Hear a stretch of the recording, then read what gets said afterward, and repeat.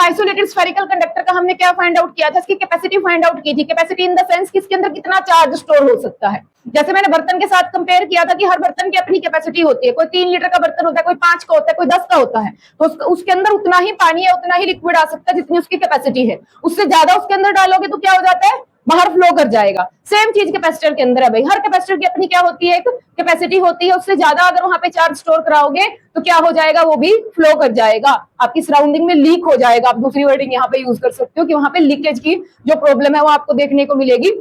तो last class के अंदर हमने कैपेसिटर स्टार्ट किया था, ठीक है। उसके अंदर हमने क्या देखा था भाई, कैपेसिटर को मैंने कंपेयर किया था कि कैपेसिटर बिल्कुल एक बर्तन के जैसे होता है। एक बर्तन में जिस तरीके से आप पानी को स्टोर करते हो उसी तरीके से आप कैपेसिटर के अंदर क्या चीज स्टोर कर सकते हो भाई, चार्ज को स्टोर करते हो, ठीक है। बर्तन के अंदर जब आप पानी स्टोर कर रहे हो तो उसका लेवल क्या होता चला जाता है, इंक्रीज होता चला जाता है। ऐसे ही कैपेसिटर के अंदर जब तुम चार्ज को स्टोर करते हो तो वहां पे उसके पोटेंशियल का लेवल इंक्रीज होता चला जाता है। पोटेंशियल एनर्जी कैपेसिटर के अंदर क्या होती चली जाती है, स्टोर होती चली जाती है। जब आप बर्तन में एक पानी को स्टोर कर रहे हो तो वहां पे भी पोटेंशियल एनर्जी इंक्रीज हो रही है, और जब आप कैपेसिटर के अंदर चार्ज को स्टोर कर रहे हो तो उसके अंदर भी क्या हो रहा है, आपका पोटेंशियल एनर्जी स्टोर हो रहा है। दोनों में डिफरेंस क्या है कि बर्तन के अंदर जब पानी को स्टोर कर रहे हो, पानी का नेचर क्या है, बह जाने का नेचर है उसका।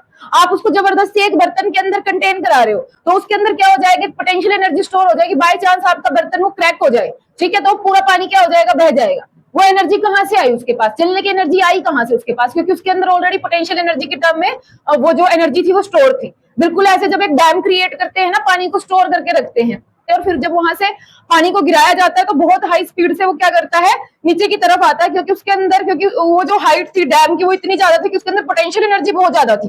तो वो पोटेंशियल एनर्जी काइनेटिक एनर्जी में कन्वर्ट होती है, उससे तुम्हारे टर्बाइंस वगैरह क्या करती है, रोटेट करती है।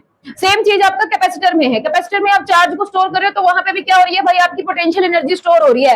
लेकिन अब की बार आपकी जो पोटेंशियल एनर्जी है वो ग्रेविटेशनल पोटेंशियल एनर्जी नहीं है जो हाइट की वजह से स्टोर होगी। वो कौन सी है भाई, तुम्हारी इलेक्ट्रोस्टैटिक पोटेंशियल एनर्जी है जो चार्जेस के पास आने की वजह से बनती है, ठीक है। ये एनर्जी हम पढ़ चुके हैं इससे पहले कि इलेक्ट्रोस्टैटिक पोटेंशियल एनर्जी क्या होता है, कि जब हम किसी चार्ज के पास दूसरा चार्ज लेकर आते हैं तो हमें क्या करना पड़ता है, वहां पे काम करना पड़ता है, और यही काम आपका किसमें स्टोर हो जाता है, पोटेंशियल एनर्जी के टर्म में स्टोर हो जाता है। बात समझ आ रही है। तो कल हमने यही चीज स्टडी की थी कि जो आपका कैपेसिटर होता है वो क्या होता है। तो कैपेसिटर क्या होता है, एक स्टोरेज डिवाइस की जैसे आप इसको बोल सकते हो, ठीक है। जो क्या स्टोर करता है भाई, ये चार्ज को स्टोर करता है। किस चीज को स्टोर करता है, चार्ज को स्टोर करता है, या फिर आप क्या बोल सकते हो कि ये पोटेंशियल एनर्जी को स्टोर करता है। कौन सी पोटेंशियल एनर्जी को स्टोर करता है, इलेक्ट्रोस्टैटिक पोटेंशियल एनर्जी को स्टोर करता है, ठीक है। जैसे जैसे हम उसके अंदर क्या करते चले जाएंगे, जिस कैपेसिटर के अंदर अगर हम चार्ज को स्टोर करते चले जाएंगे तो उस जगह का, उस कैपेसिटर का, उस कंडक्टर का जो पोटेंशियल होगा वो क्या होता चला जाएगा भाई, इंक्रीज होता चला जाएगा। तो जो पोटेंशियल में इंक्रीमेंट आया था वो डायरेक्टली किसके ऊपर डिपेंड कर रहा था कि कितना चार्ज आप उस कंडक्टर के ऊपर स्टोर करा रहे हो। जब हम ये डायरेक्टली प्रोपोर्शनल का साइन यहाँ से हटाते हैं तो एक कॉन्स्टेंट आता है, दैट इज 1/c, ठीक है। साथ में क्यू आपका चल ही रहा है। ये जो सी है इसको हमने क्या बोला था, ये सी ही क्या है भाई, आपकी कैपेसिटी है। किस चीज की कैपेसिटी है भाई, कैपेसिटी ऑफ कैपेसिटर है, ठीक है। ये एक इंपॉर्टेंट फॉर्मूला हमारे पास निकल के आया था, और इस फॉर्मूले का इस्तेमाल आपको पूरा कैपेसिटर जब स्टडी करना है ये चलेगा ही चलेगा भाई।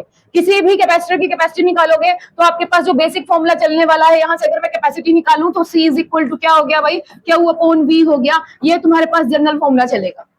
यहीं से मैंने कैपेसिटर का जो एसआई यूनिट था वो फाइंड आउट किया था। क्या यूनिट है यहाँ पे आपके पास, कूलम पर वोल्ट हो गया। कूलम पर वोल्ट बोल दो या फिर इसको मैंने क्या बोला था भाई, फैरेड बोल दो, एक ही बात है।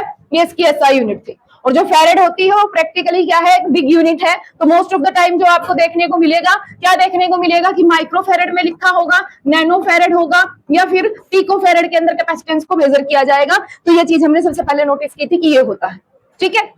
उसके बाद सेकंड चीज मैंने क्या बताई थी तुम्हें कि अगर मेरे पास क्या है, एक आइसोलेटेड स्फेरिकल कंडक्टर बना हुआ है, तो इस आइसोलेटेड स्फेरिकल कंडक्टर का हमने क्या फाइंड आउट किया था, इसकी कैपेसिटी फाइंड आउट की थी। कैपेसिटी इन द सेंस कि इसके अंदर कितना चार्ज स्टोर हो सकता है। जैसे मैंने बर्तन के साथ कंपेयर किया था कि हर बर्तन की अपनी कैपेसिटी होती है, कोई 3 लीटर का बर्तन होता है, कोई 5 का होता है, कोई 10 का होता है, तो उसके अंदर उतना ही पानी या उतना ही लिक्विड आ सकता है जितनी उसकी कैपेसिटी है। उससे ज्यादा उसके अंदर डालोगे तो क्या हो जाता है, बाहर फ्लो कर जाएगा। सेम चीज कैपेसिटर के अंदर है भाई, हर कैपेसिटर की अपनी क्या होती है, एक कैपेसिटी होती है। उससे ज्यादा अगर वहां पे चार्ज स्टोर कराओगे तो क्या हो जाएगा, वो भी फ्लो कर जाएगा, आपकी सराउंडिंग में लीक हो जाएगा। आप दूसरी वर्डिंग यहाँ पे यूज कर सकते हो कि वहां पे लीकेज की जो प्रॉब्लम है वो आपको देखने को मिलेगी।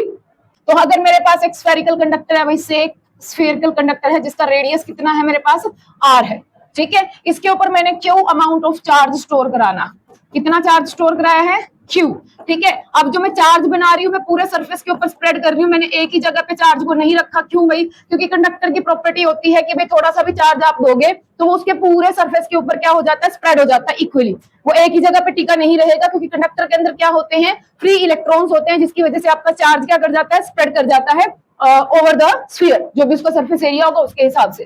तो ये इसका सेंटर है, ठीक है। कितना चार्ज दिया है हमने इसको, क्यू चार्ज दे दिया, ठीक है। क्यू चार्ज की वजह से यहाँ कुछ ना कुछ पोटेंशियल क्रिएट हो गया होगा, से V इज द पोटेंशियल, जो इसका पोटेंशियल क्रिएट हो गया। जनरल फॉर्मूला क्या लगाना है, अभी देखा था कि कैपेसिटी किसके बराबर होती है, C is equal to Q upon V वाला फॉर्मूला, ठीक है। V क्या है यहाँ, V क्या है भाई, पोटेंशियल है। किस चीज का पोटेंशियल, ये जो स्फेरिकल कंडक्टर आपने लिया है जिसके ऊपर आपने क्यू अमाउंट में चार्ज स्टोर कराया है, इसका पोटेंशियल। और इसका फॉर्मूला हम पहले ही स्टडी कर चुके हैं, क्या होता है स्फेरिकल कंडक्टर का जो पोटेंशियल होता है, that is K Q divide by R, ठीक है। Equation number 1, equation number 2, equation 2 को हमने किस में इस्तेमाल कर लेना है, इन 1, ठीक है। तो C इज इक्वल टू क्या हो गया, Q अपॉन, इसकी वैल्यू क्या आ गई थी, K Q divide by R, cancel out हुआ, R अपॉन K जो है ये वैल्यू आ जाती है आपके पास, ठीक है। जहां से सीधा सीधा आपको दिखता है कि एक स्फेरिकल कंडक्टर के अंदर जो कैपेसिटी होगी उसकी कि कितना चार्ज स्टोर कर सकता है, वो सीधा सीधा उसकी रेडियस के ऊपर डिपेंड करता है। जितना बड़ा रेडियस होगा, जितना ज्यादा बड़ा साइज होगा आपके स्फीयर का, आप उतना ही ज्यादा क्या कर सकते हो भाई, चार्ज स्टोर करा सकते हो, ठीक है। तो उसके बाद हमारे दिमाग में क्या बात आती है कि तो अर्थ अगर हमारे पास इतना बड़ा कंडक्टर ऑलरेडी पड़ा हुआ है तो क्यों ना उसकी कैपेसिटी चेक की जाए कि अगर हम चार्ज स्टोर कराने लगे अर्थ के ऊपर तो कितना चार्ज वो स्टोर कर पाएगी। तो यहाँ से क्वेश्चन साथ में लिंक होके आ जाता है कि what is the capacity of earth, ठीक है। तो इसलिए तुम्हें याद क्या रखना पड़ेगा कि जो रेडियस होता है अर्थ का वो कितना होता है, 6400 किलोमीटर, ठीक है। तो यहां से हमने 6400 इंटू 10 टू द पावर 3 यानी कि 64 इंटू 10 टू द पावर 5 क्या आ गया आपके पास, मीटर आ जाता है। जब ये वैल्यू यहाँ पे रखेंगे, C is equal to R की वैल्यू क्या है आपके पास, 64 इंटू 10 टू द पावर 5, और K क्या है भाई, 1/4 पाई एप्सिलॉन नॉट वाला ही K है, जिसकी वैल्यू क्या होती है 9 इंटू 10 टू द पावर 9, ठीक है। तो यहाँ पे हो गया 64 इंटू 10 टू द पावर 5 और यहाँ पे हो गया 9 इंटू 10 टू द पावर 9, ठीक है। इतना ही था। उसके बाद आपने इसको क्या किया था, सोल्व किया था, और सोल्व करने के बाद नियर अबाउट कितना आंसर आया था भाई, 0.711 into 10 to the power -3 farad, ठीक है। जिसको मैं कैसे लिख सकती हूँ, लगभग 711 माइक्रोफैरेड, लगभग 711 माइक्रोफैरेड जो थी हमारे पास अर्थ की कैपेसिटी आई थी। अर्थ जो कि एक ह्यूज स्फीयर है हमारे पास, एक ह्यूज कंडक्टर है, उसके अंदर भी सिर्फ कितना चार्ज स्टोर हो सकता है, कितनी कैपेसिटी है उसकी भाई, सिर्फ और सिर्फ 711 माइक्रोफैरेड की कैपेसिटी। 1 माइक्रोफैरेड तक तो अर्थ को भी नहीं पहुंचा पाए हम। तो अगर हमें एक अच्छी कैपेसिटी का कंडक्टर चाहिए, इसका मतलब क्या हो गया कि हमें एक बहुत बड़ा स्फीयर लेना पड़ेगा, जो कि प्रैक्टिकली पॉसिबल नहीं है। इसीलिए हम इसीलिए हम क्या करते हैं भाई, अवॉइड करते हैं कि हम स्फेरिकल कंडक्टर नहीं उठाएंगे टू स्टोर द चार्ज, क्योंकि हमारा मोटिव क्या है कि हमें चार्ज को क्या करके रखना है, स्टोर करके रखना है। चार्ज को स्टोर करने के लिए आप किसी भी शेप का कंडक्टर चूज कर सकते हो, बट हमें क्या है कि हम छोटी सी जगह में ज्यादा से ज्यादा चार्ज स्टोर कर पाए। इसीलिए तो चाहिए, अगर ऐसा पॉसिबल हो पा रहा है कि छोटे से डिवाइस में बहुत ज्यादा चार्ज स्टोर हो पा रहा है, तो हम इतना बड़ा कोई मटेरियल, कोई चीज क्यों उठा के चलेंगे कि हमें चार्ज स्टोर कराना है, ठीक है। तो हम यहाँ पे क्या करेंगे भाई, स्फेरिकल वाले को हम यहाँ पे अवॉइड करेंगे, क्योंकि हमें दिख रहा है कि भाई अर्थ को भी अगर मैं एज अ कंडक्टर लेकर चलूं जिसपे मैं चार्ज को स्टोर कराऊं, तो उसके अंदर भी इतनी कैपेसिटी नहीं है जितना हमें रिक्वायर्ड है। तो यहाँ पे कॉन्सेप्ट आपका आता था, कौन सा कॉन्सेप्ट है भाई, पैरेलल प्लेट कैपेसिटर का, सबसे इंपॉर्टेंट टॉपिक, जिसके भाई बहुत चांसेस हैं कि भाई यहाँ से क्वेश्चन बनना ही बनना है आपका। स्फेरिकल पूछे या ना पूछे, कैपेसिटर क्या होता है क्या नहीं होता, वो जनरल डेफिनेशंस की जरूरत होती है, उसमें ऐसे क्वेश्चन कभी नहीं बनता, लेकिन पैरेलल प्लेट कैपेसिटर से क्वेश्चन जरूर बनेगा, ठीक है। तो ये जो टॉपिक है इसको बड़े ध्यान से समझना है। टॉपिक का नाम क्या है, पैरेलल प्लेट कैपेसिटर। इसके नाम से ही क्लियर है कि इसके अंदर क्या है, पैरेलल प्लेट्स है। क्या है इसके अंदर, पैरेलल प्लेट्स है। नाम से ध्यान रहेगा कि क्या बनाना है इसके अंदर, तो 2 प्लेट्स बनेंगी इसके अंदर। 2 क्यों ली भाई, नहीं हमने 2 नहीं ली थी भाई, हमने तो एक ही उठाई थी। जब बाद में हमें लगा कि हम एक प्लेट के ऊपर इतना चार्ज स्टोर नहीं करा पा रहे हैं, तब हमने दूसरी प्लेट का ऑप्शन चूज किया था। एक ट्रिक लगाई थी, एक तरीका अपनाया था कि कैसे हम इस वाली जो पहली हमारी मेन प्लेट थी कि इसके ऊपर मैं ज्यादा से ज्यादा चार्ज किस तरीके से स्टोर करा पाऊंगी। तो जब मैंने फर्स्ट प्लेट उठाई है, ये हमारे पास फर्स्ट प्लेट है, और इसको मैंने सबसे पहले तो किसके ऊपर रखना है भाई, इंसुलेटिंग स्टैंड के ऊपर रखना है, ठीक है, क्यों? क्योंकि अगर मैं इंसुलेटिंग स्टैंड पे नहीं रखूंगी, अगर बाई चांस अर्थ के कॉन्टेक्ट में है, तो जितना चार्ज आप इसको दोगे वो सारा का सारा डिसअपियर हो जाएगा, क्योंकि अर्थ से इलेक्ट्रॉन्स निकल कर आएंगे और वो इसको क्या करते चले जाएंगे, न्यूट्रलाइज करते चले जाएंगे। आप कितना मर्जी चार्ज देते रहना, यहाँ पे स्टे ही नहीं कर पाएगा चार्ज। तो आपने फर्स्ट प्लेट जिसके ऊपर आप क्या करना चाहते हो कि चार्ज को स्टोर कराना चाहते हो, आपने उसको किसके ऊपर रख लिया कि इंसुलेटिंग स्टैंड के ऊपर रख लिया। तो आप धीरे धीरे क्या कर रहे हो, उसके ऊपर चार्ज को कलेक्ट कर रहे हो, चार्ज को इकट्ठा कर रहे हो। तो एक टाइम ऐसा आएगा कि जब आप फर्दर चार्ज यहाँ पे लेकर आओगे तो आपको यहाँ पे दिक्कत होने लगेगी। क्यों भाई? क्योंकि ये जो चार्जेस यहाँ पे आ चुके हैं, ये इस एरिया का पोटेंशियल इतना ज्यादा हाई कर देंगे कि आपके लिए मुश्किल हो जाएगी कि दूसरा चार्ज आप यहाँ पे रख पाओ। तो जब आप इसके ऊपर और चार्ज स्टोर कराने की कोशिश करोगे तो आपको ह्यूज अमाउंट में वर्क करना पड़ेगा, वो आपके लिए टफ होता चला जाएगा। हर एक चार्ज के ऐड ऑन होने के बाद पोटेंशियल और हाई। तो उसके लिए हम क्या करेंगे भाई कि हम कोई एक ऐसा तरीका ढूंढते हैं जिससे इसका पोटेंशियल डाउन चला जाए, जिससे मुझे किसी दूसरे चार्ज को अगर और इसके अंदर मुझे ऐड कराना है तो मुझे ज्यादा काम ना करना पड़े, ज्यादा जोर ना लगे यहाँ पे। तो उसके लिए हम क्या करते हैं, एक सेकंड प्लेट लेकर आते हैं और बिल्कुल इसके पास में रखते हैं। ज्यादा गैप इसके अंदर नहीं रखना है। कितना गैप रख लिया हमने, मिलीमीटर्स में इसका गैप होता है। ठीक है, तो यहाँ मैं कैसे रिप्रेजेंट कर रही हूँ, उस गैप को हम डी से रिप्रेजेंट कर रहे हैं कि दो प्लेट्स में जो डिफरेंस है, जो गैप है, जो डिस्टेंस है, दैट इज डी। ठीक है, जैसे ही इस प्लेट को मैं इसके पास रखूंगी, इसको मैंने कोई चार्ज नहीं देना है, इसके ऊपर अपने आप चार्ज आएगा। कौन से फिनोमिना से चार्ज आएगा? इंडक्शन वाले मेथड से इसके ऊपर चार्ज आएगा, क्योंकि इसके पास ऑलरेडी चार्ज रखा हुआ है। ये एक कंडक्टिंग प्लेट है जो मैंने यहाँ पे रखी है, तो इसके जो इलेक्ट्रॉन्स होंगे, जो फ्री इलेक्ट्रॉन्स इसके अंदर होंगे, वो बाय फोर्स ऑफ अट्रैक्शन कहाँ पे कलेक्ट हो जाएंगे भाई, इसके इस वाली साइड पे कलेक्ट हो जाएंगे, जिस तरफ आपका पॉजिटिव चार्ज है। ठीक है, अपने पीछे क्या छोड़ देंगे, वो अपने पीछे इधर पॉजिटिव चार्ज जो आयंस होंगे वो छोड़ देंगे। ठीक है, ये काम किया हमने। तो जैसे ही नेगेटिव चार्ज यहाँ पे आया, नेगेटिव चार्ज इस जगह का पोटेंशियल क्या कर देगा भाई, डाउन कर देगा। नेगेटिव चार्ज इस जगह का पोटेंशियल क्या कर देगा, डाउन कर देगा। लेकिन जितना नेगेटिव आया है उतने ही अमाउंट में क्या आ गया भाई, आपका पॉजिटिव भी आ गया। अगर नेगेटिव पोटेंशियल को डाउन कर रहा है तो पॉजिटिव दोबारा से पोटेंशियल को बढ़ा भी रहा है। तो मुझे ये पॉजिटिव यहाँ पे नहीं चाहिए। इसके लिए हम क्या करेंगे भाई, इसके लिए हम करेंगे यहाँ पे अर्थिंग। अर्थिंग करते ही क्या हो जाएगा, इधर साइड से इलेक्ट्रॉन निकल के आए और सिर्फ इस वाले चार्ज को क्या कर देंगे, डिसअपियर कर देंगे। जो आपका नेगेटिव चार्ज है वो ऐसे के ऐसे रहेगा, क्योंकि वो इस वाले इधर वाले प्लेट के चार्ज से कैसा है, बाउंडेड फॉर्म में है। उसको इधर दिख ही नहीं रहा कि यहाँ पे अर्थिंग हो रही है और मुझे यहाँ से निकलना भी चाहिए। तो हमारे पास क्या बच गया कि एक प्लेट हमारे पास रह गई जिसके ऊपर कैसा चार्ज चल रहा था, ऑलरेडी जो हमने स्टोर कर रखा था वो चार्ज उसके ऊपर है, ये पॉजिटिव चार्ज। ठीक है, इसको हमने एक इंसुलेटिंग स्टैंड पे रखा हुआ है और साथ में हमारे पास क्या है, एक प्लेट है जिसपे सिर्फ और सिर्फ नेगेटिव चार्ज रह चुका है, क्योंकि उसका पॉजिटिव वाला हिस्सा हमने क्या कर दिया है भाई, अर्थ कर दिया है। बात समझ आई यहाँ तक? इन दोनों के बीच में डिस्टेंस कितना बोला मैंने कि डी डिस्टेंस, ये चीज। ठीक है, अब मुझे क्या करना है कि ये जो सिस्टम मैंने क्रिएट कर लिया है, जो प्लेट्स मैंने बना ली हैं, इसका मुझे क्या फाइंड आउट करना है कि इसका कैपेसिटेंस बना कितना। आप चेक करके बताइए कि कैपेसिटेंस है कितना। किन किन बातों पे डिपेंड करता है? क्या प्लेट्स का साइज, प्लेट्स के बीच में गैप जो है, उन चीजों के ऊपर डिपेंड करता है या नहीं करता है? तो उसके लिए हम यहाँ पे क्या करते हैं, एक्सप्रेशन फाइंड आउट करते हैं कि what is the capacity of a parallel plate capacitor. और मैंने तुम्हें स्टार्टिंग में ही बताया कि जब भी तुम्हें किसी भी कैपेसिटर की कैपेसिटी फाइंड आउट करनी होगी तो जनरल फॉर्मूला तो तुम्हारा वही चलेगा कि C is equal to Q upon V। ठीक है, तो हमारे पास मेन इक्वेशन यही है, C is equal to Q upon V, equation number 1।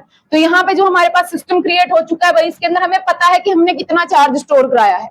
से Q is the amount of charge जो हमने यहाँ पे स्टोर करा दिया। अगर यहाँ पे Q चार्ज स्टोर है तो जाहिर सी बात है इधर वाला चार्ज भी क्या रहा है, हमारा Q ही रहा है। उतने ही अमाउंट में इंडक्शन से चार्ज क्रिएट होता है जितना उसके सामने चार्ज पड़ा होता है। इसमें प्लस Q चार्ज अगर आया है टोटल, तो इसके ऊपर कितना चार्ज आ गया भाई, हमारे पास माइनस Q आ गया। ठीक है, तो Q का तो हमें चार्ज का तो पता चल गया कि हमने रखा है, तो वो हो गया। अब दूसरा टास्क क्या है कि मुझे क्या फाइंड आउट करना है, यहाँ पे पोटेंशियल फाइंड आउट करना है कि इस पूरे सिस्टम का पोटेंशियल कितना बन गया है। तो पोटेंशियल क्या बन गया है, मान लेती हूँ कि इसका पोटेंशियल क्या है भाई, वो V है। इस पूरे सिस्टम का पोटेंशियल जो है वो क्या बना दिया मैंने, V बना दिया। अब इसी V को मुझे क्या करना है, फाइंड आउट करना है in the term of area, in the term of जो डिस्टेंस है इनके बीच में, या जो मीडियम इस्तेमाल किया गया उस सबका इन्वॉल्वमेंट मुझे यहाँ पे चाहिए।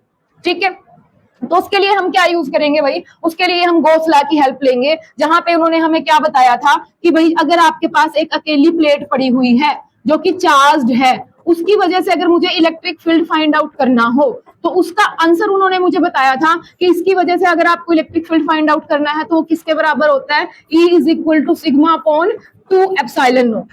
किस किस बच्चे को याद है कि भाई एक सिंगल प्लेट की इन्फिनाइटली चार्ज्ड प्लेट थी हमारे पास, उसका जो इलेक्ट्रिक फील्ड इंटेंसिटी था, मैंने ये भी बताया था कि इसके अंदर डिस्टेंस से कोई फर्क ही नहीं पड़ता। आपको इलेक्ट्रिक फील्ड इंटेंसिटी निकालनी है, इस पॉइंट पे निकाल लो, इस पॉइंट पे निकाल लो, इस पॉइंट पे निकाल लो, हर जगह आपके पास वैल्यू क्या रहती है, कांस्टेंट रहती है। जब हमने गॉस थ्योरम पढ़ी थी और उसकी एप्लीकेशंस की थी, और उस दिन मैंने आप लोगों को बताया भी था कि भाई जब हम कैपेसिटर पढ़ेंगे तो ये वाला कॉन्सेप्ट आपका यूज होगा, ध्यान है तुम्हें?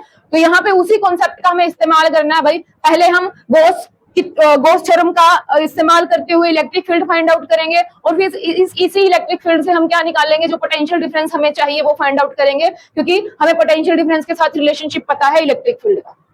बात समझ आ रही है? इक्वेशन मेन यही है कि क्या हुआ कौन भी क्या हुआ, हमने मान लिया कि चलो ठीक है क्यू चार्ज दे दिया। अब मेहनत किसके ऊपर करनी है, वी को फाइंड आउट करने में मेहनत करनी है, ठीक है? तो वी को फाइंड आउट करने में कौन हेल्प करेगा, इलेक्ट्रिक फील्ड हेल्प करेगा भाई। अब यहाँ क्या बता रही हूँ कि अगर एक सिंगल प्लेट होती है हमारे पास जिसके ऊपर चार्ज होता, तो उसका इलेक्ट्रिक फील्ड क्या होता है, सिग्मा अपॉन 2 एप्सिलॉन नॉट होता है। अगर ये सिंगल प्लेट पॉजिटिवली चार्ज है तो इस डायरेक्शन में भी इसका सिग्मा अपॉन 2 एप्सिलॉन नॉट, और इस डायरेक्शन में क्योंकि बाहर की तरफ निकलता है और डिस्टेंस से कोई फर्क पड़ता ही नहीं कि आप कितनी दूरी पे चेक कर रहे हो, वैल्यू जो है इसकी क्या रहती है, कांस्टेंट रहती है। क्यों? जब आपका प्लेट जो है उसका साइज बहुत बड़ा हो तब।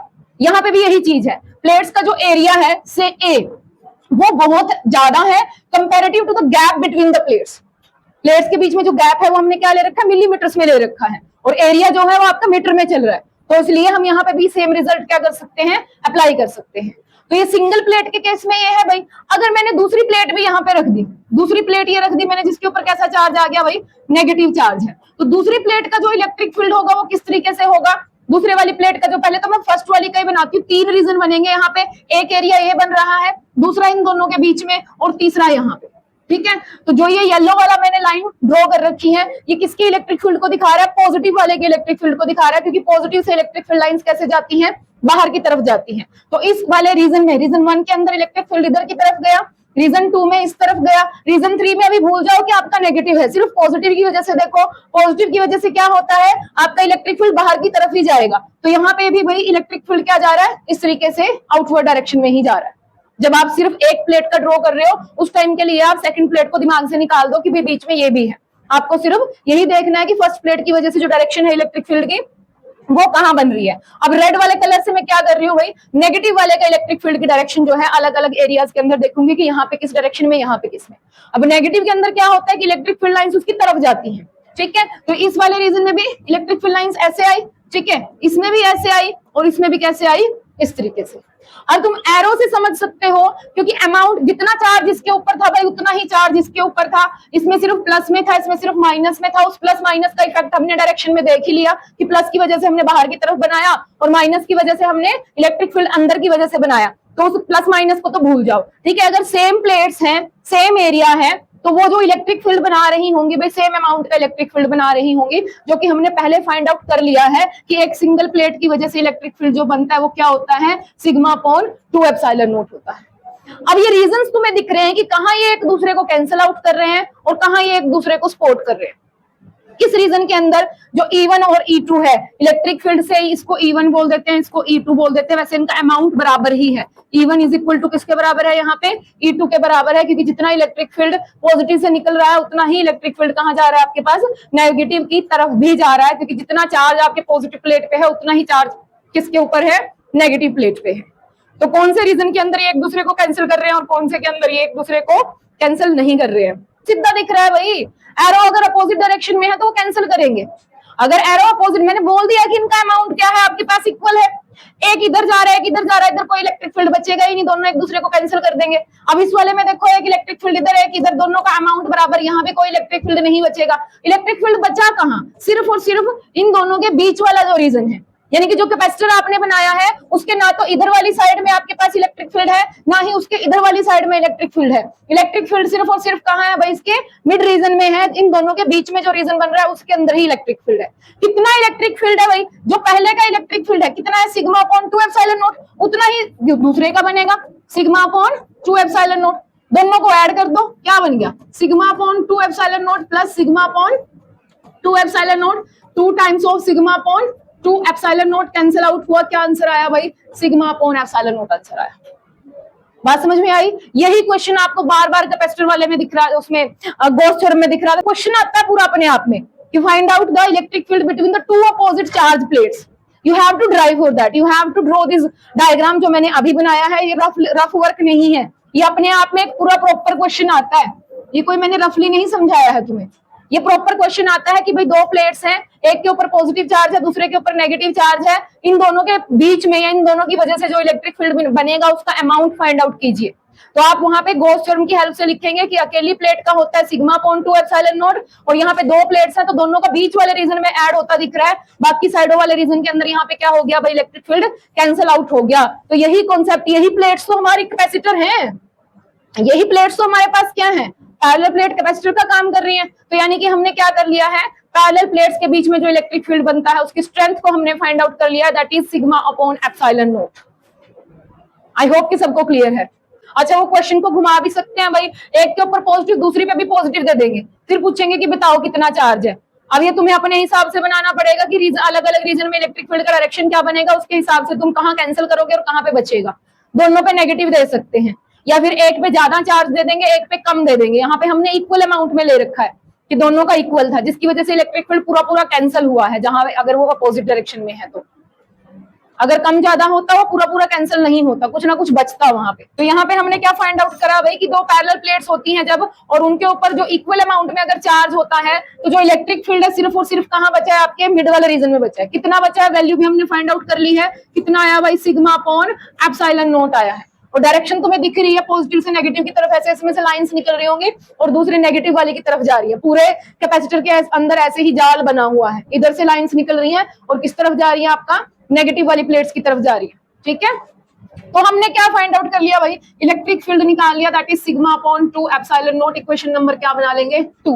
अब इस इलेक्ट्रिक फील्ड का क्या करूं, क्या इलेक्ट्रिक फील्ड मुझे पोटेंशियल तक पहुंचा देगा भाई, बिल्कुल पहुंचा देगा, क्योंकि इलेक्ट्रिक फील्ड का और पोटेंशियल का एक रिलेशनशिप होता है, बहुत इंपॉर्टेंट रिलेशनशिप, ये वाला, is equal to minus of dv by dr। Potential का डिफरेंस डिवाइड बाय डिस्टेंस, कितना आगे की तरफ बढ़े हो, कितना पीछे की तरफ मूव किया है। तो यहाँ पे ये जो v है, ये इन दोनों प्लेट्स के बीच का क्या है भाई, पोटेंशियल का डिफरेंस ही है। पोटेंशियल का difference divide by the distance, that is d।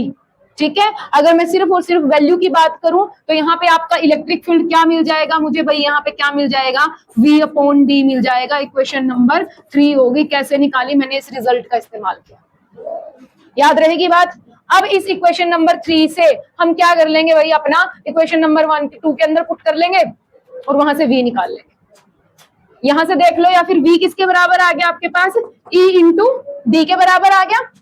ठीक है, तो E की वैल्यू आप ऑलरेडी निकाल चुके हो, तो V इज इक्वल टू क्या हो गया, sigma upon epsilon not into क्या भाई तुम्हारे पास D। ठीक है, इसको इक्वेशन नंबर क्या बना लेंगे, 4, यूजिंग 4 in 1। ये जो फोर्थ इक्वेशन आई है इसको 1 में रख देंगे तो कैपेसिटेंस किसके बराबर आ गया, Q upon sigma upon epsilon not, साथ में क्या चल रहा है, D। ठीक है, अब इस Q का भी मेरे पास एक तोड़ है। क्या तोड़ है भाई, क्योंकि यहाँ पे हमारे पास जो प्लेट्स हैं, ठीक है, उसके ऊपर चार्ज स्टोर है और उसका एरिया मुझे पता है। टोटल चार्ज कितना है Q, टोटल एरिया कितना है यहाँ पे A। तो मैं इसको, ये सिग्मा जो था, सरफेस चार्ज डेंसिटी जो था, उसकी टर्म में रिप्रेजेंट कर सकती हूँ। ठीक है, या तो सिग्मा को Q अपॉन A लिख लो, या फिर Q को तुम अपना सोल्व करके लिख लो यहाँ पे।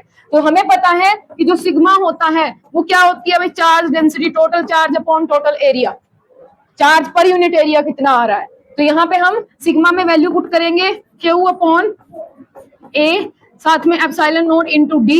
Q से Q गया, यहाँ पे क्या बचा भाई, epsilon not A divide by D। अब very very very important formula, जहां से आपको न्यूमेरिकल दिखेंगे, जहां से आपको डेरिवेशन दिखेगी। ये आपके पास कैपेसिटेंस आ गई है आपके पास पैरेलल प्लेट कैपेसिटर की, कि C किसके बराबर आया भाई, epsilon not A divide by D। किन बातों पे डिपेंड कर रहा है, कौन सी फिजिकल क्वांटिटीज पे डिपेंड कर रहा है। नंबर 1 वो एप्सिलॉन नॉट पे डिपेंड कर रहा है। What is epsilon not, permittivity of the vacuum, कि अगर आपकी प्लेट्स कहाँ पे रखी हुई हैं, हमने क्या कंसीडर किया है कि ये वैक्यूम में रखी हुई हैं। तो अगर वैक्यूम में रखी हैं तब आपका कैपेसिटेंस कुछ और होगा। अगर मैं मीडियम चेंज कर दूं, अगर मैं इन प्लेट्स को किसी डाइलेक्ट्रिक मीडियम में रख दूं, किसी अदर मीडियम के अंदर प्लेस कर दूं, तो वहां पे इसकी जो कैपेसिटी होगी इतनी नहीं रहेगी जितनी वैक्यूम के अंदर है। बात क्लियर हुई। यहां से क्वेश्चन बनता है भाई, एक कैपेसिटर था आपके पास, उसको उठा के किसी और मीडियम में रख देंगे और आपसे पूछेंगे कि बताइए इसकी कैपेसिटी के ऊपर क्या फर्क पड़ा। तो पहली बात तो तुम्हें इतना ही समझ आना चाहिए कि क्या कैपेसिटी के ऊपर फर्क पड़ेगा भी या नहीं पड़ेगा। तो ऑफ कोर्स पड़ेगा भाई, तुम्हें दिख रहा है कि पहली बात एप्सिलॉन नॉट के ऊपर सीधा सीधा डिपेंड कर रहा है। जितनी परमिटिविटी होगी उतना ज्यादा आपका क्या हो जाएगा, आपका कैपेसिटेंस हो जाएगा। ठीक है, उसके बाद क्या हो गया भाई, एरिया के ऊपर डिपेंड कर रहा है। जितना ज्यादा लार्ज एरिया लोगे, ये चीज तो हमने स्फेरिकल वाले में भी देखी थी कि जितना बड़ा आप क्या लोगे भाई, एक कंडक्टर लोगे, स्फेरिकल कंडक्टर, उतना चार्ज स्टोर करा लोगे। जितना बड़ा बर्तन लोगे उतना ही तो पानी आ पाएगा उसके अंदर। बर्तन इतना बड़ा लोगे ज्यादा से ज्यादा पानी आ जाए, तो यहाँ पे एरिया के ऊपर डिपेंड कर गया। और लास्ट थिंग यहाँ पे क्या है भाई, कि आपका जो गैप होगा प्लेट्स के बीच में, हेयर इज द गैप, ये इसको आप जितना मिनिमम रख सकते हो उतना रख लो। इसको आप जितना कम कर पाओ उतना कर लो, क्योंकि जितना ये कम होगा उतना आपका कैपेसिटेंस क्या होता चला जाएगा भाई, इंक्रीज होता चला जाएगा। ठीक है, लेकिन ध्यान ये देना है कि इतना भी कम मत कर देना कि आपस में टच ही कर जाए। अगर ये टच कर गई आपस में प्लेट्स, तो पूरा खेल खत्म। जिस चीज के लिए हम मेहनत कर रहे थे कि हम चार्ज को स्टोर कर रहे हैं, चार्ज रहेगा ही नहीं। चार्ज तो क्या हो जाएगा, डिसअपियर, न्यूट्रलाइज हो जाएगा। वो एक दूसरे का जितना इधर पॉजिटिव पड़ा है उतना नेगेटिव पड़ा है। अगर ये आपस में टच कर गई तो आपका कैपेसिटर ही खत्म।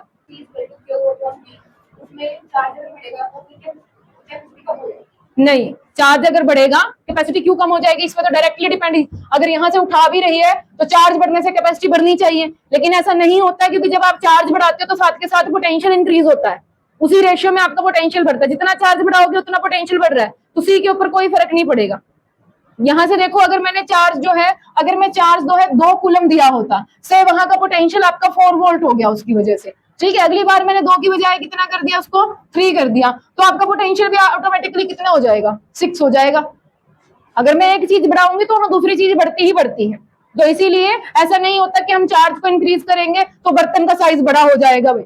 अगर तुम उसमें पानी ज्यादा डालते चले जाओगे, इसका मतलब ये तो नहीं है कि जिस बाल्टी में तुम पानी डाल रहे हो बाल्टी अपने आप बड़ी होती चली जाएगी, तो पानी फ्लो ही करेगा फिर। ठीक है, सेम चीज यहाँ पे है कि भाई जब आपका चार्ज इंक्रीज होता है तो वहां पोटेंशियल भी उसी अमाउंट में इंक्रीज होती है, जिसकी वजह से उसकी कैपेसिटी पे कोई फर्क नहीं पड़ता। उसके बाद आपके पास क्या आता है भाई, 2 टॉपिक आते हैं। एक टॉपिक तो क्या कि भाई, चलो वही करते हैं पहले।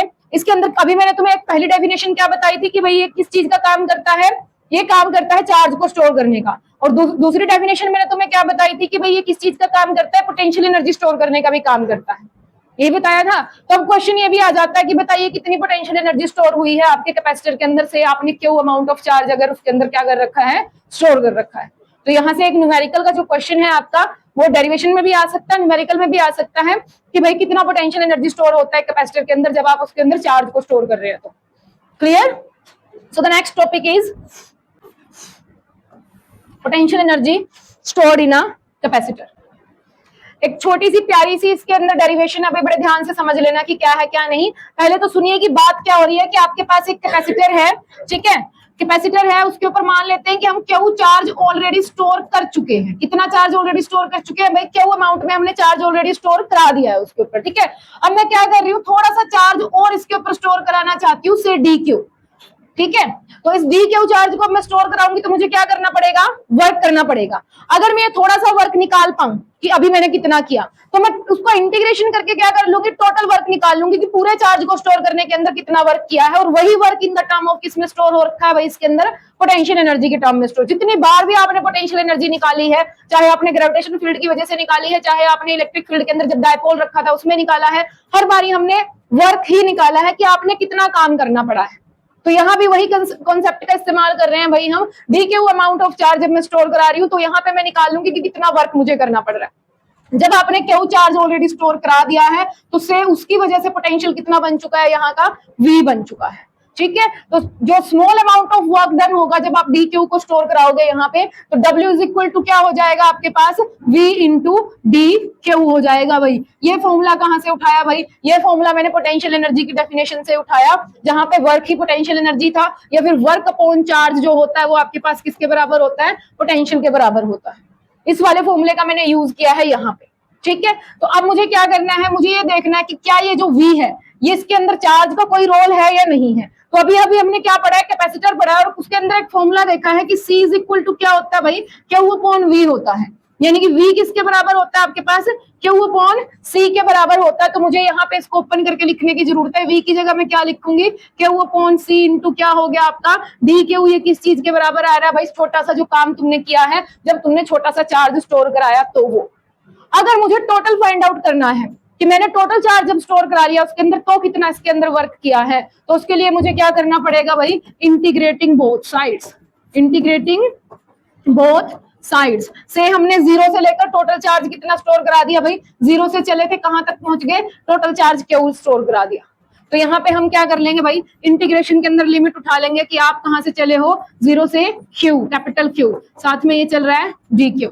ठीक है, यहाँ पे इंटीग्रेशन डेरिवेटिव एक दूसरे के सामने आ गए हैं, तो इंटीग्रेशन डेरिवेटिव एक दूसरे को क्या कर देंगे भाई, कैंसिल आउट कर देंगे। ठीक है, इंटीग्रेशन और डेरिवेटिव ये कैंसिल हुए। यहाँ पे total amount of work done क्या कॉमन आएगा, यहाँ पे 1/c कॉमन आएगा, क्योंकि जो कैपेसिटी है कैपेसिटर की वो फिक्स है।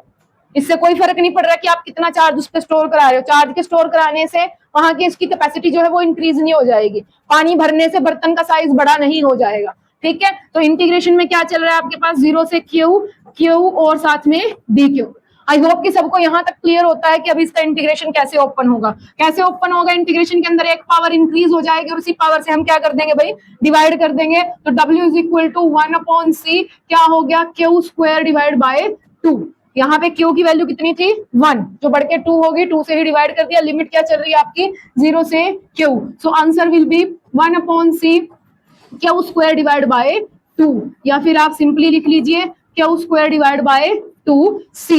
इतना काम आपने किया है और यही काम आपका किसके उसमें स्टोर हो गया भाई, यही काम आपका पोटेंशियल एनर्जी की टर्म में स्टोर हो चुका है। सिंपल डेरिवेशन, आपने सिर्फ छोटा सा अमाउंट ऑफ वर्क निकालना है, उसको इंटीग्रेट कर देना है भाई, और इंटीग्रेट करने के बाद आपका टोटल वर्क आ जाएगा। टोटल वर्क ही आपका क्या है, पोटेंशियल एनर्जी है। जितना आपने टोटल काम किया होगा वही उसकी पोटेंशियल एनर्जी की टर्म में क्या होता चला जा रहा है, स्टोर होता चला जा रहा है। ठीक है, अब यही फॉर्मूला आपको 3 तरीके से देखने को मिल सकता है भाई। 3 तरीके से कैसे, अभी यहाँ पे क्या है, एक कैपेसिटर है आपके पास जिसके अंदर आपने टोटल चार्ज क्यू स्टोर कराया है और उसकी कैपेसिटी आपको दे रखी है सी। आपसे कहें कि भाई कितनी एनर्जी स्टोर हुई है, तो आप डायरेक्ट फॉर्मूला लगा दोगे 1/2 क्यू स्क्वायर डिवाइड बाय सी। लेकिन बाई चांस न्यूमेरिकल के अंदर आपको कैपेसिटी दे दें और पोटेंशियल दे दें, चार्ज के बारे में बताए ही ना आपको कि चार्ज क्या था क्या नहीं, तो उस कंडीशन में आप क्या करोगे भाई, उस कंडीशन के अंदर हम अपना रिलेशनशिप का हेल्प लेंगे। चाहे तो वही बैठ के कर लेना, इसको पेपर में ही दिमाग लगा लेना, टाइम लगा लेना, या फिर अभी करके रख लो कि जब जिसके हिसाब से जरूरत होगी वैसा फॉर्मूला उठा लेंगे। हमें क्या रिलेशनशिप पता है भाई, हमें रिलेशनशिप पता है कि C इज इक्वल टू किसके बराबर होता है तुम्हारा, C इज इक्वल टू क्या होता है भाई आपका, Q अपॉन V होता है। तो अगर मुझे यहाँ से Q की वैल्यू निकालनी हो किसके बराबर आ जाएगी, CV के बराबर। तो यहाँ पे मैं फॉर्मूले में पुट कर सकती हूँ, जहां पे आपका Q स्क्वायर है वहां पे क्या कर सकती हूँ, CV स्क्वायर, क्या कर सकती हूँ, CV स्क्वायर डिवाइड बाय क्या चल रहा है भाई आपका 2C। तो ये क्या बन गया, C square V square divide by 2C। एक C से C कैंसिल आउट हुआ, 1/2 CV स्क्वायर। एक अनदर फॉर्मूला तुम्हारे सामने है, फॉर्मूला वही है, एक अलग फॉर्म के अंदर तुम्हारे सामने है। C और V की टर्म में फॉर्मूला कुछ ऐसा दिखेगा, Q और C की टर्म में फॉर्मूला कुछ ऐसा दिखेगा। अब अगर तुम्हें पोटेंशियल नहीं दे रखी तो वहां पे मतलब, या फिर कैपेसिटेंस नहीं दे रखी है तुम्हें, ठीक है, तो कैपेसिटेंस क्या बन रही है तुम्हारी, Q अपॉन V। ये वैल्यू रख दो यहाँ पे, कैपेसिटेंस की जगह क्या रख सकते हो, Q अपॉन V। यहाँ पे ये चीज देख लो कि भाई Q स्क्वायर था डिवाइड बाय 2 इंटू C की जगह क्या कर सकते हो, Q अपॉन V लिख सकते हो। एक Q से एक Q यहाँ पे कैंसिल आउट हो जाएगा, क्या बचा भाई तुम्हारे पास, QV डिवाइड बाय 2। तो एक अनदर फॉर्मूला तुम्हारे पास ये है। ठीक है, तो एनर्जी स्टोर के 3 फॉर्मूले हैं भाई, तुम कैसे मर्जी लिख सकते हो। एनर्जी स्टोर को तुम लिख लो Q square divide by 2C, वही बात है, या फिर 1/2 CV स्क्वायर, वही बात है, या फिर 1/2 QV, यही बात है। ये तुम्हारे पास 3 फॉर्मूलाज हैं, जिसमें जब तुम्हें जरूरत पड़े, जैसी तुम्हें जरूरत पड़े वैसे इस्तेमाल कर लेना। अगर तीनों याद नहीं रहते हैं तो आप क्या कर सकते हो भाई, हाफ CV स्क्वायर वाला याद कर लो, क्योंकि ये हम क्या कर रहे हैं, एनर्जी वाला फॉर्मूला याद कर रहे हैं ना, एनर्जी स्टोर। और हाफ mv स्क्वायर हमें बड़े अच्छे से याद रहता है कि काइनेटिक एनर्जी क्या होती है, हाफ mv स्क्वायर होती है। तो उसी जैसा सा लग रहा है, एक सिमिलैरिटी क्रिएट हो जाती है ना, चीजों को याद रखने के लिए भी पैटर्न बनाना पड़ता है ना। कि आप किस तरीके से चीजों को याद रखते हैं। अगर आपको तीनों याद नहीं है, आप ये वाला याद रख लो कि हाफ सी वी स्क्वायर होता है एनर्जी स्टोर अगर आ गया, तो तुम्हें ये एक रिलेशनशिप याद रख लो, क्योंकि ये तो करना ही है तुम्हें कि सी इज इक्वल टू के वो अपॉन वी होता है, तो उसके अकॉर्डिंग जरूरत पड़ रही है 2 मिनट लगेंगे वो कर लो। कई बच्चों के अंदर जो टाइमिंग वाली चीज होती है बड़ी हाई होती है कि उनको बड़े याद रहते हैं कि हाँ इसका ये फॉर्मूला इसका वो फॉर्मूला, और कईयों को याद नहीं रहता है, तो वो ड्राइव कर लो भाई, अपना मैथ्स इस्तेमाल करो थोड़ा सा, ठीक है। कईयों को लॉजिकली चलने की आदत होती है, तो वो आप अपना लॉजिक इस्तेमाल कीजिए, यहाँ पे एक फॉर्मूला याद करो, दूसरे की वैल्यूज उसके अकॉर्डिंग पुट कर देना। अगर आपको तीनों याद रहते हैं तो बड़ी अच्छी बात है, जिस चीज की जरूरत पड़े उस हिसाब से वैल्यू पुट कर लेना। आज के लिए इतना ही करते हैं, आई थिंक टाइम हो चुका है, नेक्स्ट क्लास में कंटिन्यू करेंगे।